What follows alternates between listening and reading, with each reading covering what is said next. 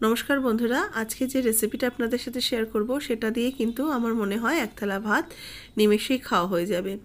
অনেকেই আছেন যারা খুব চিংড়ি মাছ লাভার বা চিংড়ি মাছ ভীষণ পছন্দ করেন।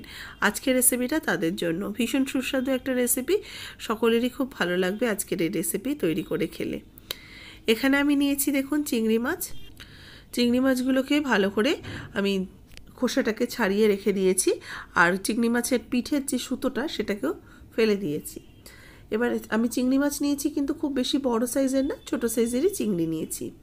এর মধ্যে দিয়ে দিচ্ছি অল্প একটু হলুদ গুঁড়ো আর দিয়ে দেবো একটু লবণ। 1/4 টিস্পুন দিয়ে দিলাম হলুদ গুঁড়ো আর স্বাদ মতো লবণ দিয়ে চিংড়ি মাছটাকে ভালো করে মাখিয়ে রেখে দেবো পাশে। এবার আমি নিয়েছি দুটো পেঁয়াজ, একটু মিডিয়াম সাইজের দুটো পেঁয়াজ নিয়েছি। পেঁয়াজগুলোকে এবার কেটে নেব।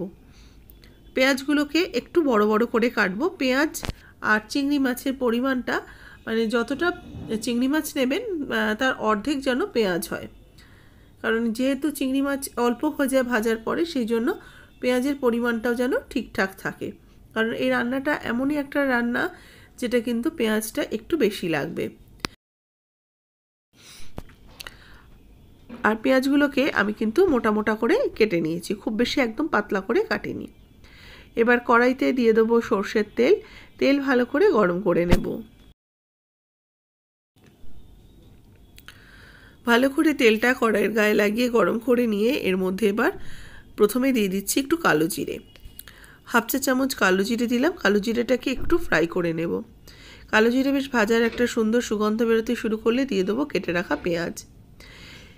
পেঁয়াজগুলো আগেই বলেছি কাটার সময় পেঁয়াজ কিন্তু একটু মোটা মোটা করে কাটতে হবে, খুব মিহি কুচিয়ে নিলে হবে না। পেঁয়াজগুলোকে এবার একটুখানি খুন্তি দিয়ে খুলে খুলে নেব, এগুলোকে একটু লেগে লেগে রয়েছে কাটার সময়। এবার এগুলোকে একটু খুলে নিয়ে একটু নরম হলেই দেখবেন সমস্ত লেয়ারগুলো আলগা হয়ে যাবে। এবার এগুলোকে প্রথমে ভেজে নেব।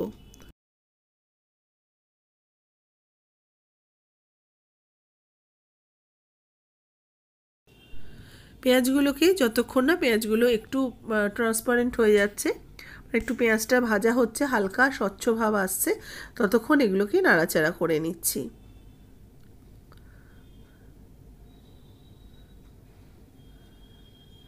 পেঁয়াজ আস্তে আস্তে ভাজা হতে শুরু করেছে। এবার দিয়ে দেবো রসুন। তবে রসুনগুলো কিন্তু আমি একটু গোটা রসুনই দিলাম। একটা গোটা রসুনের কোয়াগুলো ছাড়িয়ে নিয়ে দিয়ে দিলাম, আর এর সাথে দিলাম বেশ খানিকটা কাঁচা লঙ্কা। কাঁচা লঙ্কাগুলোকে চিড়ে দিয়ে দিচ্ছি। নিজেদের স্বাদ অনুযায়ী কাঁচা লঙ্কাটা বাড়িয়ে দেবেন, তবে একটু ঝাল ঝাল হলে খেতে ভালো লাগে। আর আজকের এই রেসিপিটার নামই হচ্ছে কিন্তু চিংড়ি লঙ্কা ভাজা। আর এই চিংড়ি লঙ্কা ভাজাতে লঙ্কার একটু ঝালটা কিন্তু থাকলে ভালো লাগে, তবে ঝাল যতটা আপনারা সহ্য করতে পারবেন ঠিক ততটাই দেবেন। আমি এখানে খুব বেশি ঝাল দিলাম না, 4-5টা মতো কাঁচা লঙ্কা চিড়ে দিয়ে দিলাম। এবার এগুলোকে একটু ভেজে নিচ্ছি। রসুনগুলোকে যতক্ষণ না বেশ লাল লাল হচ্ছে ততক্ষণ কিন্তু এর সাথে নাড়াচাড়া করতে হবে। আস্তে আস্তে দেখবেন পেঁয়াজ আর রসুন একটু বেশ লাল হয়ে আসছে, তখন দিয়ে দেবো এই চিংড়ি মাছগুলো। লবণ হলুদ মাখানো চিংড়ি মাছগুলোকে দিয়ে এগুলোকেও অনবরত মিক্সড করতে থাকবো। আর চিংড়ি মাছ থেকে যেহেতু জল বের হয়, সেই জন্য আগে থেকে একটু লবণ হলুদ মাখিয়ে রেখেছিলাম। এর যে জলটা বের হয়েছে সেই জলটাকে কিন্তু চিপে ফেলে দিয়ে আমি এই চিংড়ি মাছটা দিলাম। তাতেও কিন্তু চিংড়ি মাছ থেকে বেশ অনেকটা জল বের হবে, সেই জন্য চিংড়ি মাছ দেওয়ার পরে গ্যাসের আঁচটাকে একটু মিডিয়ামে রেখে এটাকে রান্না করব। এবার এর মধ্যে দিয়ে দিচ্ছি হলুদ গুঁড়ো আর দেবো একটু লঙ্কার গুঁড়ো। হলুদ গুঁড়ো আর লঙ্কার গুঁড়োটা দিয়ে এবারও কিছুক্ষণ নাড়াচাড়া করে নেব।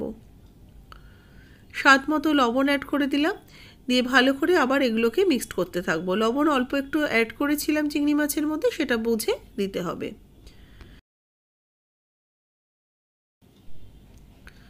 আস্তে আস্তে চিংড়ি মাছের জলটাও রিলিজ করবে, আর চিংড়ি মাছটা জলটা আস্তে আস্তে আমি শুকিয়েও নেব, মানে একদম ভাজা ভাজা করে নিতে হবে।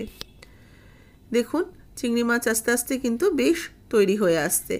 এবার জলটা শুকিয়ে গিয়ে তেলটা ওপরে উঠে আসবে, আর রসুন পেঁয়াজ বেশ সুন্দর একটা লাল লাল ফ্লেভার চলে আসবে।